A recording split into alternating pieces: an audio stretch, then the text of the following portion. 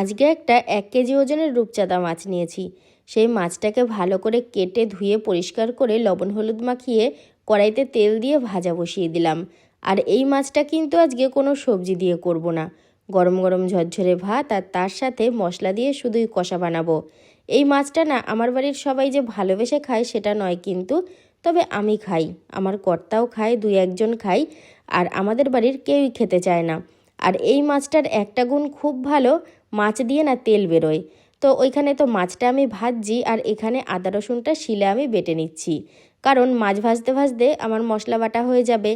তো তোমরা কারা কারা আমার মতো এখনও শিলে মশলা বাটো জানিও তো। আমার কিন্তু মিক্সি থাকা সত্ত্বেও শিলে মশলা বাটতে খুব ভালো লাগে, এইটা সহজ বলে মনে হয়। তো ওইদিকে তো মশলা বাটা হলো আর এইদিকে আমি মাছগুলো তুলে নিলাম একে একে। এরপরে পেঁয়াজ কুচিয়ে রেখেছিলাম সেটা তেলের মধ্যে দিয়ে দিচ্ছি। আর হ্যাঁ বন্ধুরা, আর একটা কথা বলি, আমি কিন্তু বারবার এটা বলি, আমি কাউকে রান্না শেখাচ্ছি না, আমি যেটা রান্না করি সেটাই তোমাদেরকে শেয়ার করছি। ভালো লাগে দেখো, আর না ভালো লাগে তো স্কিপ করে যাও।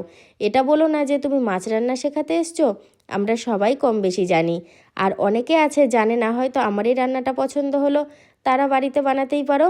আমি তো পেঁয়াজগুলো ভাজার পরে লবণ হলুদ লঙ্কার গুঁড়ো জিরের গুঁড়ো সব কিছু দিয়ে দিয়েছি, এমনকি তার সাথে আদা রসুন পেস্টও দিয়ে দিয়েছি, যেটা আমি শিলে বেটে নিলাম। তারপরে মশলাটা খুব ভালো করে কষাচ্ছি, একটু একটু করে জল দিয়ে কষাচ্ছি, কারণ যেহেতু কাঠের জালে রান্নাটা হচ্ছে, এবার কাঠের জালে রান্না হলে তাপটা পরিমাণে বেশি থাকে, তো যাতে মশলাটা পুড়ে না যায় সেই জন্যই কিছুটা জল দিয়েছি।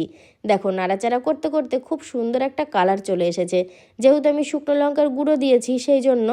আর এখানে কিন্তু আমি এক গাদা যে তেল দিয়েছি সেটা নয় কিন্তু, মোটামুটিভাবে প্রথমে যে তেলটা দিয়ে মাছগুলো ভেজেছি সেই তেল দিয়েই রান্না হয়ে গেছে। আসলে কি বলো তো, ওই যে বললাম মাছটা দিয়ে তেল বেরোয়। আর কারা কারা রূপচাঁদা মাছ খেতে পছন্দ করো অবশ্যই জানিও কিন্তু। আর এখানে দেখো ভাজা মাছগুলো আমি ঝোলের মধ্যে দিয়ে দিলাম, ঝোলটা একটু ফুটতেই এবার কিছুটা সময় দেব। ঝোলটা ফুটে এতটা ঝোল থাকবে না, একটু মানে গাঢ় গাঢ় ভাব হবে, যাতে ভাত দিয়ে মেখে খেতে ভালো লাগে। দুপুরবেলায় অন্যান্য মেনু তো আছেই, তার সাথে এটাকে রাখা হয়েছে। তো দেখো কথায় কথায় গল্পে গল্পে মাছ আমার রান্না হয়ে গেল, কড়াই নামিয়ে নিলাম। এবার শুধু আমাদের খাওয়ার অপেক্ষা, দারুণ জমে যাবে।